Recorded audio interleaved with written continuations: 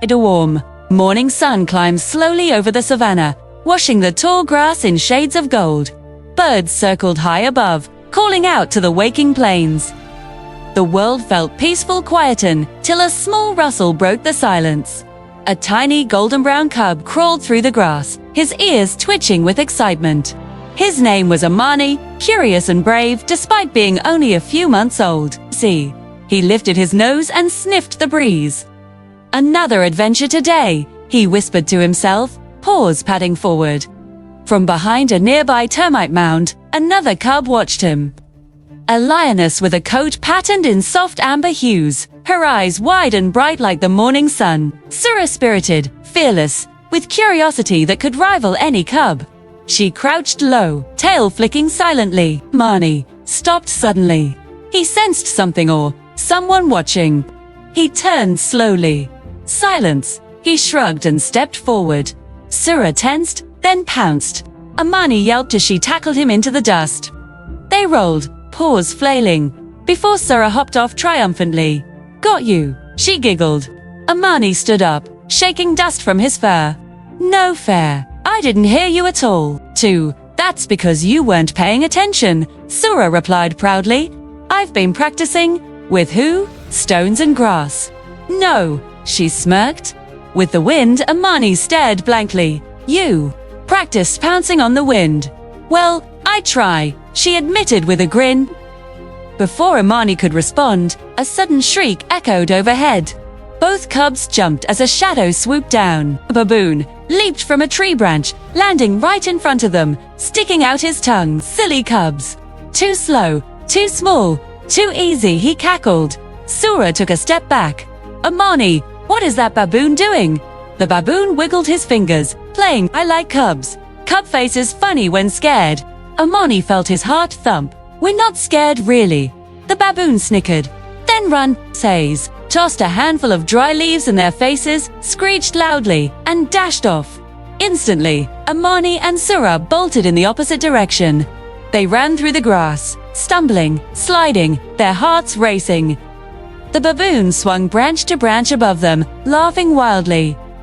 Little lions, Amani tripped on a root and rolled down a small hill. Sura skidded after him, bumping into his side.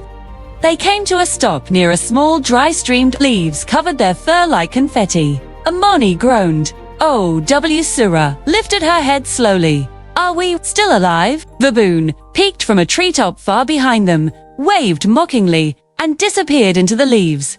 Sura sat up, still panting. Well, that was unexpected. Amani burst into laughter. We ran so fast, you screamed louder than me. No way. Yes, you did, Mode. They both laughed until they lay on their backs, paws in the air, the fear melting away as quickly as it had come. The breeze passed over them, cool and gentle, carrying the scent of fresh earth. After their laughter faded, they sat beside the stream, catching their breath. Amani looked at her curiously. You're not scared of anything, are you? Sura shrugged. Maybe a little, but I pretend I'm not. Makes me brave. Amani looked down at his paws. I'm brave sometimes, but not all the time. She nudged his shoulder. That's okay.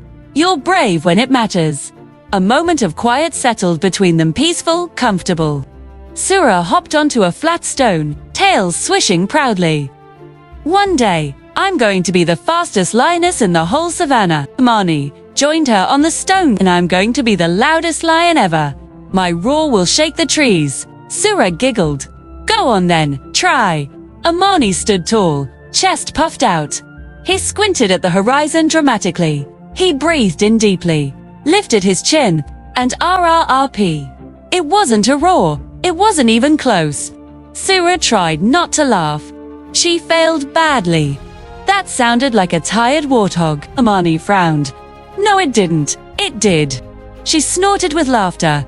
He took a deep breath, trying again. Rara-a-pay. Sura fell over laughing. Amani, stop. You're going to make me choke. Amani's ears drooped. I'll have a real roar someday. Sura sat up and touched her paw to his. I know, and when you do, I want to be the first one to hear it.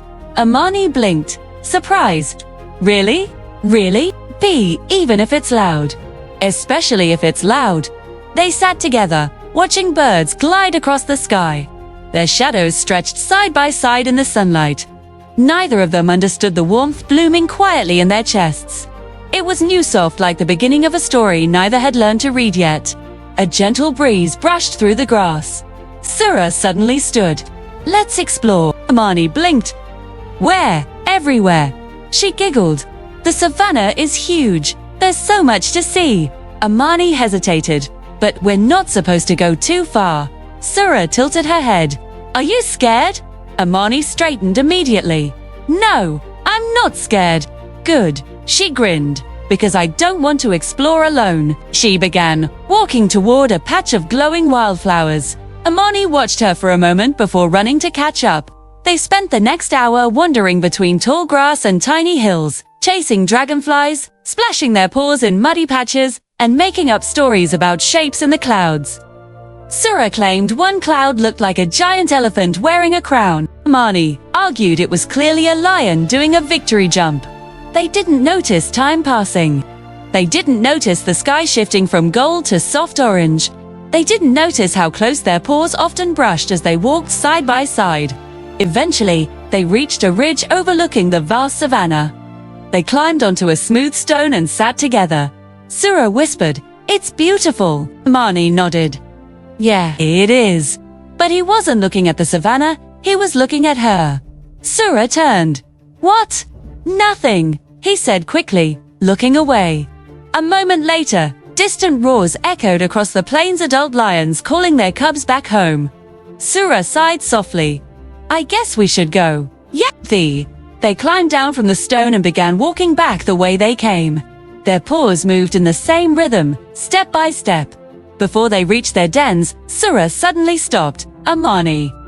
"Yeah." She hesitated, then smiled softly. "Today was fun." Amani smiled back. "Yeah, it was." Sura lowered her gaze shyly. "We should be friends, you know."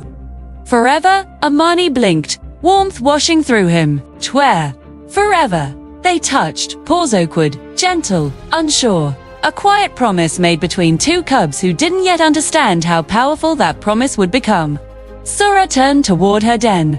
Amani watched her leave, his heart beating strangely, as if discovering something he couldn't name. He whispered to himself, "I'll roar for real one day. And she'll hear it." The savannah wind carried his words away, soft, warm, like the very first whisper of destiny beginning to unfold. Far above them, the sky deepened into twilight, as if watching two small lions take their very first steps toward a future neither of them could imagine. And that was the beginning, the first spark of a bond, the first whisper of love, the first roar of destiny.